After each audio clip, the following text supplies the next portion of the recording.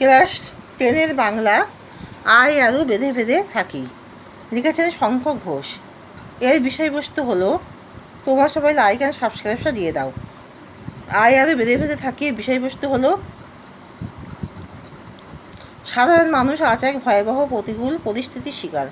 সাম্রাজ্যবাদী শাসক ও তাদের বংশবৎ বিভিন্ন অশুভ শক্তি নিজেদের স্বার্থ চরিতার্থ করতে গিয়ে এক সামাজিক অস্থিরতার জন্ম দিয়েছে। তাই মানুষের চারিদিকে আজ নানান বিপন্নতা। মানুষ বড় অসহায়, তাই বেঁচে থাকার যেন কোনো পথ নেই।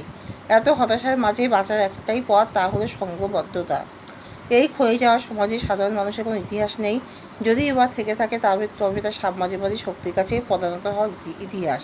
কিন্তু এসব প্রতিকূল ও নেতিবাচক পরিস্থিতির মধ্যেও কিছু মানুষ এখনও তাদের শুভ বুদ্ধি বিবেকবোধ বিসর্জন দেয়নি।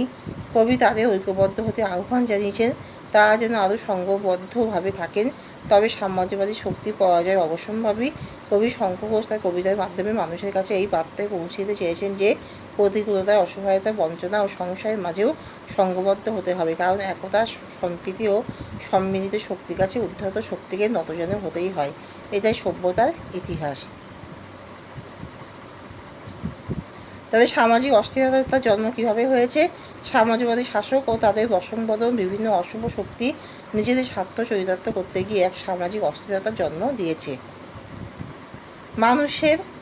মানুষ কেন আজ বড় অসহায়?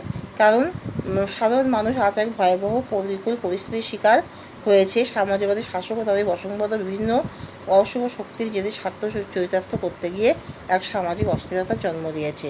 তাই মানুষ আজ বিপন্ন, অসহায়। তাই কাদের কোনো ইতিহাস নেই, সাধারণ মানুষের কোনো ইতিহাস নেই। এই ক্ষয়ে যাওয়া সমাজে সাধারণ মানুষের কোনো ইতিহাস নেই। কবি কাদেরকে ঐক্যবদ্ধ হতে বলেছেন? যারা নিজেদের বিবেক বুদ্ধি বিসর্জন দেয়নি, তাদের ঐক্যবদ্ধ হতে হয়েছেন। কেন ঐক্যবদ্ধ হতে বলেছেন? তার কারণ চারিদিকে সাম্রাজ্যবাদী অশুভ শক্তি দ্বারা আজ সমাজের বিপন্নতা নেমে এসেছে।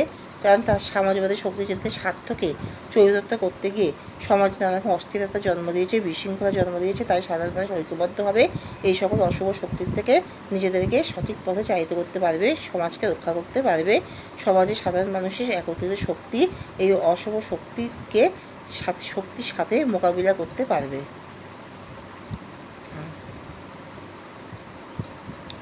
আমাদের পথ নেই কোনো, আমরা কারা এবং তাদের পথ নেই কেন?